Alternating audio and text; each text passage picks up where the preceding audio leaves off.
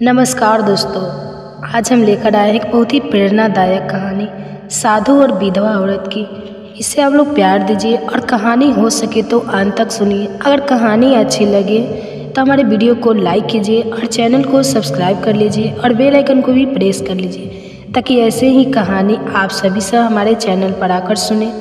एक छोटे से गाँव में घने पेड़ों और शांत बहती नदी के किनारे एक सुंदर विधवा रहती थी। उसका नाम वसुंधरा था।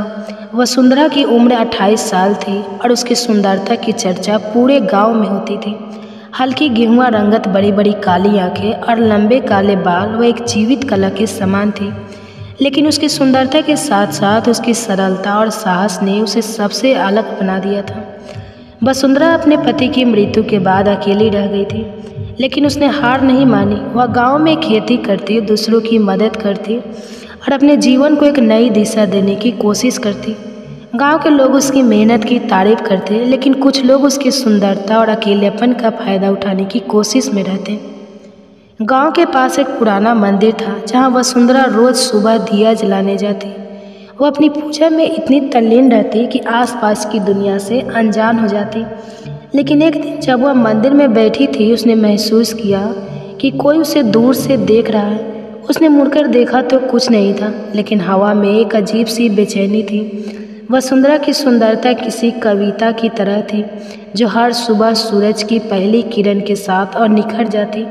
उसकी बड़ी बड़ी आंखें मानो किसी गहरे रहस्य को समेटे हुए थी और जब वह मुस्कुराती तो ऐसा लगता जैसे सारा जहां थम सा गया हो। उसकी हल्की गेहुआ रंगत पर सुबह की सूरज की किरणें पड़ती तो मानो सोने की मूरत लगती। उसके बाल लंबे और घने थे जो उसकी कमर तक पहुंचते थे। जब वह खेतों में काम करती तो उसकी छोटी हवा में लहराते हुए पेड़ों की डालियों जैसी प्रतीत होती। गांव की महिलाएं अक्सर उसकी प्रशंसा करती और उससे उसकी सुंदरता का राज पूछती। वसुंधरा हर बार मुस्कुरा कर कहती, यह तो भगवान का दिया उपहार है, मैं बस इसे सहेजने की कोशिश करती हूँ। लेकिन वसुंधरा की सुंदरता केवल बाहरी नहीं थी, उसकी आत्मा भी उतना ही सुंदर और उज्जवल थी। वह हर किसी की मदद के लिए तैयार रहती। अगर किसी किसान का खेत बर्बाद हो जाता तो अपने खेत से थोड़ा हिस्सा उसे दे देती। अगर कोई बच्चा बीमार होता तो वह दौड़कर जड़ी बूटियाँ ले आती। कोमलता और दयालुता ने उसकी सुंदरता को और भी अद्वितीय बना दिया था। गांव के हर कोने में उसकी चर्चा होती। युवा लड़के उसकी एक झलक पाने के लिए सुबह से ही मंदिर के रास्ते पर खड़े रहते। बूढ़े लोग कहते, ऐसी सुंदरता कभी कभी ही धरती पर जन्म लेती है, यह तो किसी देवी का रूप लगती है। लेकिन वसुंधरा को इन बातों से कोई फर्क नहीं पड़ता था। उसके लिए उसकी सादगी और आत्मनिर्भरता ही सबसे बड़ी चीज़ थी। उसकी सुंदरता एक ऐसा रहस्य था जो केवल देखने वालों की आंखों से परे उनकी आत्मा तक पहुंच जाती थी। वह खुद अनजान थी कि उसकी यह खूबसूरती और मासूमियत कितने दिलों को छू चुकी थी। उस गांव में दूर घने जंगलों के बीच एक साधु की कुटिया थी। उस साधु का नाम नित्यानंद था।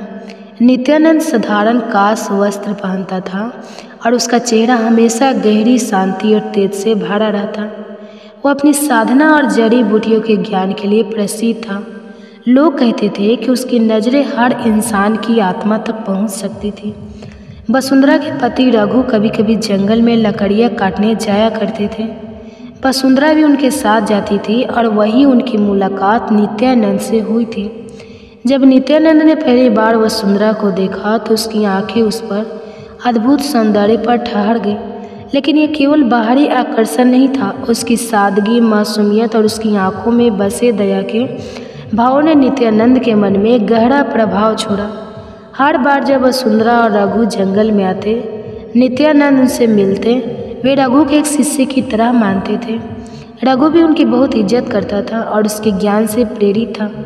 धीरे धीरे नित्यानंद ने महसूस किया कि वसुंधरा का व्यक्तित्व और उसकी विनम्रता उसे बांध रही है। वह इसे अपने मन में एक परीक्षा मानते हुए शांत रहने का प्रयास करता।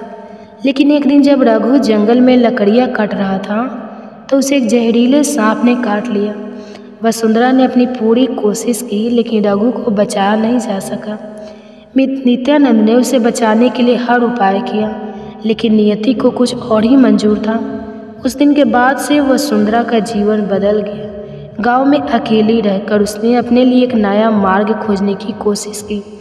लेकिन नित्यानंद का मन विचलित हो उठा। वह वर्षों से अपने वैराग्य में स्थित थे, लेकिन वसुंधरा की मासूमियत और संघर्ष की कहानी उनके भीतर एक गहरी हलचल पैदा कर चुकी थी। नित्यानंद ने महसूस किया कि वह वसुंधरा की ओर आकर्षित हो रहा है। यह आकर्षण वैसा नहीं था जैसे साधारण मनुष्य में होता है, बल्कि गहरे सम्मान और उसके दुख को समझने की इच्छा से भरा हुआ था। वह जब अपनी साधना छोड़कर कभी कभी गांव की ओर आने लगा, लेकिन केवल दूर से वसुंधरा को देखता, नित्यानंद ने अपने भीतर की हलचल को अब और अनदेखा करना असंभव पाया। वर्षों तक जंगल की शांति में साधना करने वाला वह साधु अब एक अजीब बेचैनी से भरा हुआ था। उसने निर्णय लिया कि वह वसुंधरा से बात करेगा, लेकिन उसका यह कदम किसी साधारण इंसान की तरह नहीं था। यह गुरु और रक्षक के रूप में था, जो अपने शिष्य की सहायता करना चाहता था। एक शाम जब सूरज ढल रहा था और गांव के लोग अपने अपने कामों में व्यस्त थे, नित्यानंद गांव पहुंचा। उसकी उपस्थिति ने पूरे गांव को चौंका दिया। लोग उसके चेहरे पर तेज और आंखों में गहराई देखकर मंत्रमुग्ध हो गए। वह सीधा वसुंधरा के घर की ओर बढ़ा। वसुंधरा, जो अपने आंगन में दीपक जला रही थी, अचानक उस परिचित चेहरे को देखकर ठिठक गई। साधु महाराज, उसने धीमी आवाज में कहा। वसुंधरा। नित्यानंद की आवाज़ शांत थी, लेकिन उसमें एक अदृश्य शक्ति थी। तुम्हारे पति मेरे शिष्य थे। मैं उनकी याद और तुम्हारे प्रति अपने कर्तव्य को निभाने आया हूँ। वसुंधरा ने झुककर उनका अभिवादन किया और उन्हें भीतर आने का निवेदन किया। गांव के लोग भी नित्यानंद के आगमन पर क्यास लगाने लगे। कुछ ने इसे आशीर्वाद माना तो कुछ ने इसे रहस्यमय। गांव में रहस्यमय घटनाएं शुरू होती है। नित्यानंद ने गांव में कुछ दिन रुकने का निश्चय किया। वह वसुंधरा के आंगन में बने एक छोटे से कमरे में रहने लगा, लेकिन उसके आगमन के साथ ही गांव में अजीब घटनाएं होने लगी। एक रात गांव के बाहरी हिस्से में एक किसान ने अजीब रोशनी देखी और डरते हुए नित्या के पास पहुंचा। साधु ने ध्यान लगाया और कहा, ये इस भूमि की पुरानी आत्माएं हैं, इन्हें शांति चाहिए। वसुंधरा के खेत में अचानक फसलें तेजी से बढ़ने लगी। गांव वाले ने इसे नितिन के आशीर्वाद का परिणाम माना, लेकिन कुछ लोग इससे खुश नहीं थे। गांव के मुखिया, जो उस तरह की जमीन हथियाना चाहता था, उसने सोचा कि नितिन उनका रास्ता रोक सकता है। मुखिया ने नितिन को गांव से निकालने की योजना बनाई। उसने एक अफवाह फैलाई कि साधु कोई जादूगर है और गांव में मुसीबतें लाने आया है। लोग धीरे धीरे संयम में पड़ने लगे। एक रात मुखिया ने कुछ लोगों को साधु की कुटिया के पास भेजा ताकि वे उसे डराकर भगाने पर मजबूर कर सके, लेकिन नित्या ने उन्हें रोकते हुए कहा, ज्ञान के कारण तुम सत्य को नहीं देख पा रहे, लेकिन मैं यहाँ किसी के डर कर भागने नहीं आया। जो सत्य है वह स्वयं सामने आएगा। वसुंधरा और नितिन का संबंध गहराता है। इन सब के बीच वसुंधरा ने महसूस किया कि नितिन का आना केवल एक साधारण घटना नहीं है। उसकी बातों और उपस्थिति ने वसुंधरा के जीवन में एक नई रोशनी ला दी थी। वह उसे अपने दुखों और संघर्षों के बारे में खुलकर बताने लगी। नित्यानंद ने वसुंधरा को समझाया, तुम्हारा जीवन केवल दुखों से भरा नहीं है, यह तुम्हारे साहस और शक्ति का प्रतीक है। तुम्हें अपने भीतर छुपी देवी को पहचानना होगा। धीरे धीरे गांव में फैली अफवाहें शांत हो गई। मुखिया की साजिशें भी नाकाम हो गई। लेकिन एक रात जब नित्यानंद ध्यान में लीन थे, उन्हें एहसास हुआ कि वसुंधरा की सुंदरता और शक्ति केवल साधारण नहीं है। उसके जन्म से जुड़े कुछ रहस्य थे जो अब सामने आने वाले थे। नित्यानंद गांव में रहकर वसुंधरा के जीवन के कठिन पहलुओं को समझने लगा था। उसने देखा कि वसुंधरा अपने पति के बाद से अकेलेपन के गहरे सागर में डूबी हुई थी। हालांकि वह बाहर से मजबूत और आत्मनिर्भर दिखती थी, लेकिन उसकी आंखों में एक अजीब खालीपन और अधूरी इच्छाओं का संकेत छिपा हुआ था। एक रात जब गांव में पूर्णिमा का चाँद चमक रहा था, वसुंधरा अपने आंगन में बैठी थी। वह चांद को देखती हुई अपने बीते दिनों को याद कर रही थी। अचानक नितिन ने उसे देखा। वह समझ गए कि वसुंधरा के मन में गहरा खालीपन है, जिसे शब्दों में कहना उसके लिए संभव नहीं था। नित्यानंद ने धीरे से वसुंधरा के पास जाकर कहा, वसुंधरा, मनुष्य का जीवन केवल त्याग और कर्तव्य का नाम नहीं है। तुम्हारे भीतर जो इच्छाएं हैं वे भी जीवन का हिस्सा है। उन्हें अनदेखा करना तुम्हारी आत्मा को और अधिक कष्ट देगा। वसुंधरा ने उसे देखा। उसकी आंखों में आंसू थे। मैंने अपने पति को खो दिया, उनके साथ मेरी हर भावना, हर सुख जैसे दफन हो गया। लेकिन अब कभी कभी मुझे लगता है मैं सिर्फ अकेलेपन से नहीं बल्कि अपने भीतर की इच्छाओं से भी लड़ रही हूँ। नितिन ने उसकी बातों को गहराई से सुना। वह समझ गए कि वसुंधरा केवल भावनात्मक सहारे की नहीं बल्कि एक साथी के स्पर्श और प्यार की भी इच्छुक है। उस रात नित्यानंद और वसुंधरा के बीच एक अद्भुत समझ और निकटता का जन्म हुआ। वसुंधरा ने पहली बार अपने मन की गहराई को किसी के सामने खोला था। नितिन ने उसकी बातों को न केवल सुना बल्कि महसूस भी की। धीरे धीरे उनके बीच की समाएं टूटने लगी। नित्यानंद ने महसूस किया कि वह अब केवल एक साधु नहीं रहा, वसुंधरा के प्रति उसकी आकर्षण और उसका दर्द बांटने की इच्छा दोनों ही उसे एक सामान्य इंसान की तरह महसूस करा रहे थे। उस रात वसुंधरा और नित्यानंद ने एक दूसरे को वह सहारा दिया जिसकी उन्हें वर्षों से तलाश थी।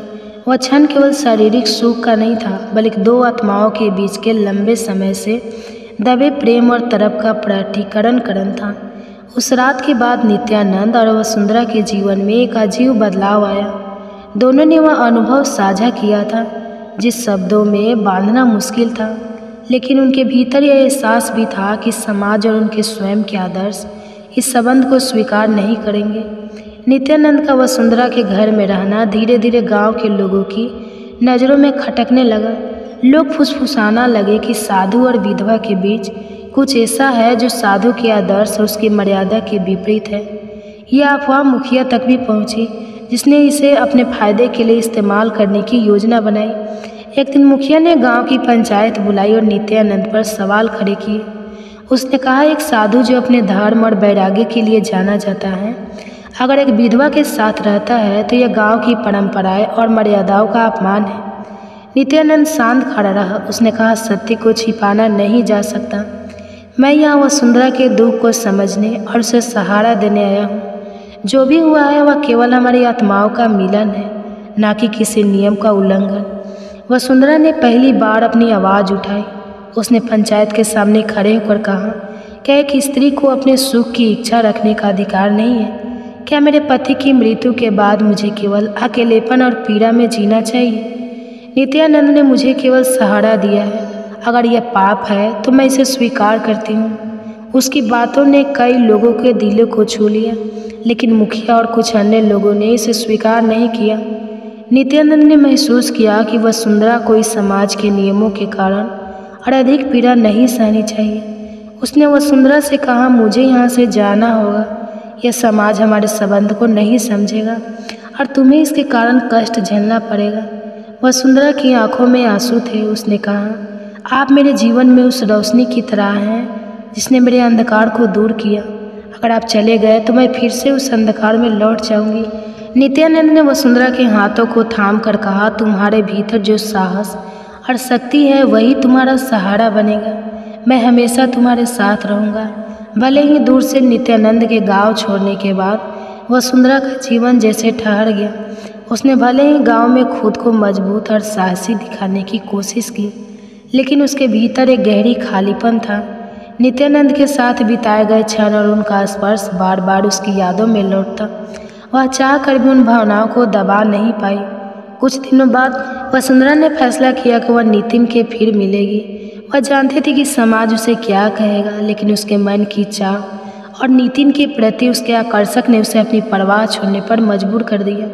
एक सुबह वसुंधरा ने लकड़ी काटने का बहाना बनाकर जंगल की रुख किया। यह वही जंगल था जहाँ उसके पति रघु लकड़ियाँ काटता रहता था और जहाँ पहली बार उसने नित्यानंद को देखा था। जंगल की गहराइयों में चलते हुए वह उस जगह पहुँची जहाँ नितिन की कुटिया थी। नितिन जो अपनी साधना में लीन था, अचानक वसुंधरा को अपनी कुटिया के पास देखकर चौंक गया। वसुंधरा, तुम यहाँ क्यों आई हो? उसने पूछा। वसुंधरा ने झुकी नज़रों से कहा, महाराज, मैं लकड़ियाँ काटने आई थी। जंगल के रास्ते में आपकी कुटिया दिखी तो सोचा आपसे मिल लूँ। नित्यानंद समझ गए कि केवल एक बहाना है, लेकिन उन्होंने कुछ नहीं कहा और उसे भीतर बुला लिया। मिलने का बहाना और बढ़ती समीप का वसुंधरा अब नियमित रूप से जंगल में जाने लगे। हर बार वही नितिन के पास किसी न किसी बहाने से पूछती। कभी कहती, महाराज, गांव में कुछ जड़ी बूटियों की ज़रूरत है। कभी कहती, आपकी कुटिया के पास से गुजरते हुए एक सांप देखा तो सोचा आपको सावधान कर दो। नितिन ने इन बहानों को समझा, लेकिन वह भी वसुंधरा की चाहत और भावनाओं से खुद को रोक नहीं पा रहा था। एक दिन जब वसुंधरा नितिन की कुटिया के पास पहुंची तो मौसम अचानक बदल गया। तेज बारिश होने लगी। वसुंधरा भीग गई और कुटिया में शरण ली। उसकी साड़ी पानी में भीगकर उसके शरीर से चिपक गई और नित्यानंद का मन विचलित हो गया। वसुंधरा, तुमने खुद को बहुत कष्ट दिया है, तुम्हें यहाँ आना बंद करना चाहिए, नित्यानंद ने कहा, लेकिन उसकी आवाज़ में दृढ़ता नहीं थी। वसुंधरा ने धीरे से कहा, महाराज, मैं आपसे दूर रहकर नहीं जी सकती।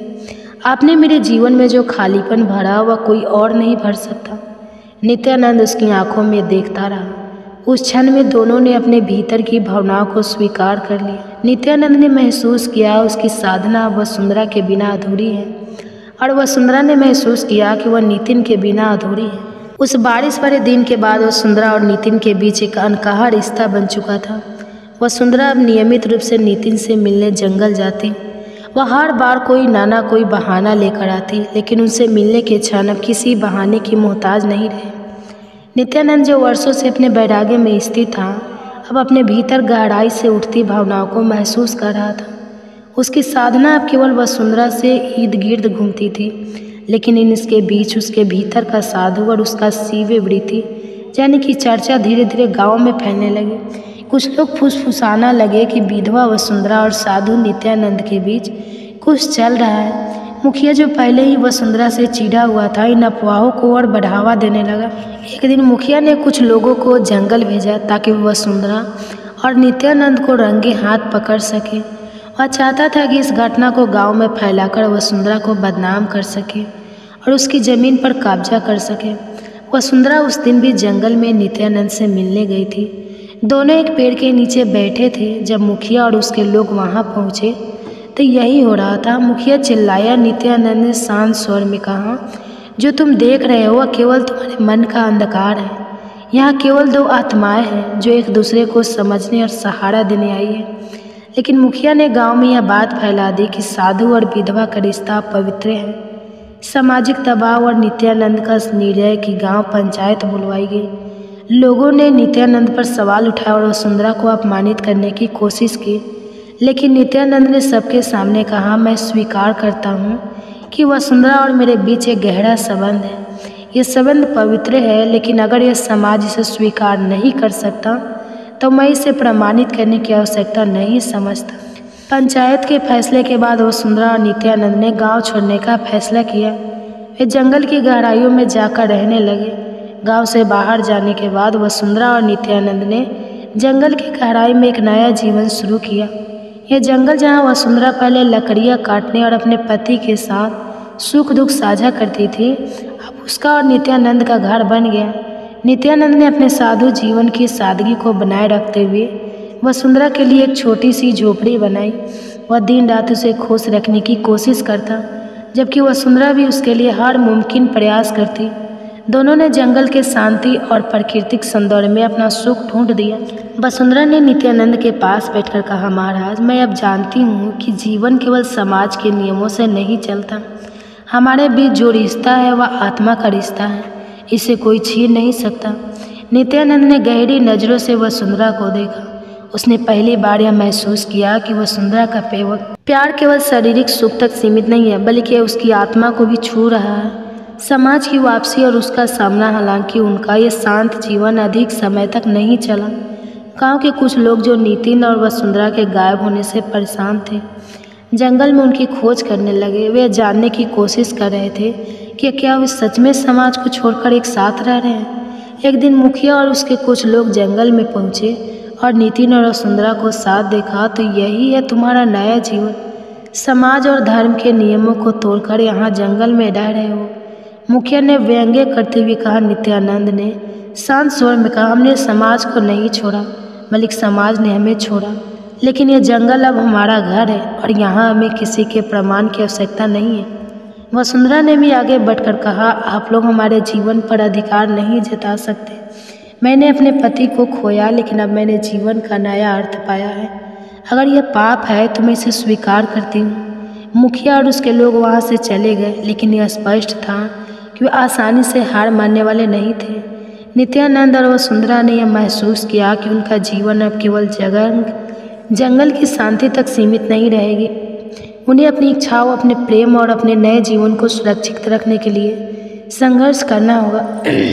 वसुंधरा और नित्यानंद ने जंगल में ही अपना जीवन बिताने का फैसला किया, जहां उन्होंने समाज के बंधनों से मुक्त होकर एक दूसरे के साथ शांति और प्रेम पाया। समाज ने उन्हें भुला दिया, लेकिन उनकी आत्माओं का मिलन समय और सीमाओं से परे अमर हो गया। इस जंगल में अनेक प्रेम की कहानी को अपनी शांति और गहराई में हमेशा के लिए समेट ली।